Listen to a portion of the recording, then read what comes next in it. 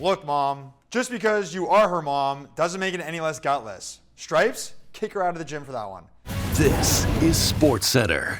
Hey everyone, I'm Jesse Pollock, filling in for Marissa Roberto, and yesterday's epic closing ceremonies concluded the 2024 Paris Summer Olympics. But before we turn our attention to LA in 2028, let's take a closer look at some of the most memorable Canadian moments from the past 3 weeks. Canada finished 12th in the official medal standings, which is determined by the most gold medals won by each nation, although we actually finished 11th in overall medals. The United States and China tied for the most golds with 40 apiece, but the Americans had 35 more total medals than the Chinese. Canada's 27 medals are the most they've ever won at a non-boycotted Summer Olympics, surpassing the 24 mark set 3 years ago at Tokyo 2020, which of course was delayed a year due to COVID. However, it should be noted that there were far less Russian athletes than usual at these games, due to sanctions against Russia and Belarus for the war against Ukraine, which may have contributed to more medal opportunities for other countries. The emerging star from these games has to be Toronto's very own Summer McIntosh, who set multiple Olympic records en route to capturing 4 medals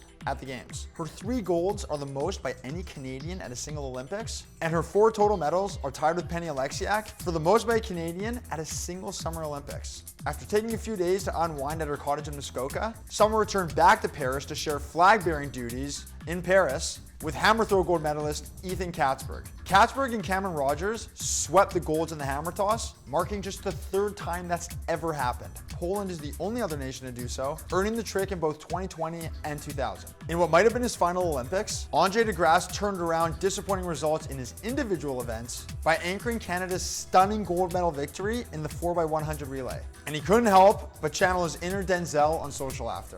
I'm leaving here with something.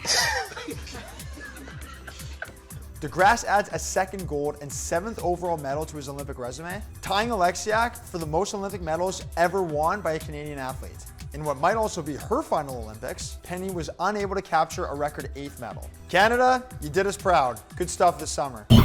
Week 1 of the NFL preseason is in the books, and for the 2024 rookie QB class, this was their first NFL game experience, and the first time we've seen them on this stage. So let's round up how they did and some of the best moments, starting with the first overall pick, Caleb Williams. Williams threw 7 passes for 95 yards in his Bears preseason debut, and his outing was highlighted by this kind of no-look cross-body pass that turned into a big gain. Williams is viewed as generational because he can do things like this routinely. On to the second quarterback who was taken in the draft, Jaden Daniels, made his preseason debut with Washington as well. And in just 1 series of action, he threw a dime for a huge gain and ran in a touchdown. Daniels' dual threat ability is what makes him so special, along with his accuracy, which we saw during his brief time on the field. Speaking of brief, Drake May barely played for New England, going 2 for 3 for 19 yards. So let's move on to JJ McCarthy of the Minnesota Vikings. McCarthy was the most productive and perhaps the most impressive in his preseason debut, as he threw for 188 yards and 2 scores. And for one of those touchdown tosses, Justin Jefferson was mic'd up and loving it.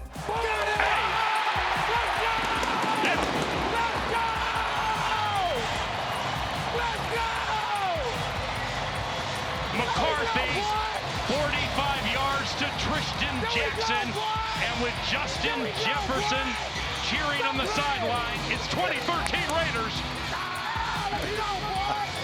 Gotta love JJ. The final rookie QB who we have to talk about is Bo Nix of the Denver Broncos. Nix did not start, but he'll do that in Denver's 2nd preseason game. However, he did take advantage of his snaps, going 15 for 21 with a TD. Nix led the Broncos to 4 scoring drives and did not turn the ball over, which should bode well for him as he battles for the starting job.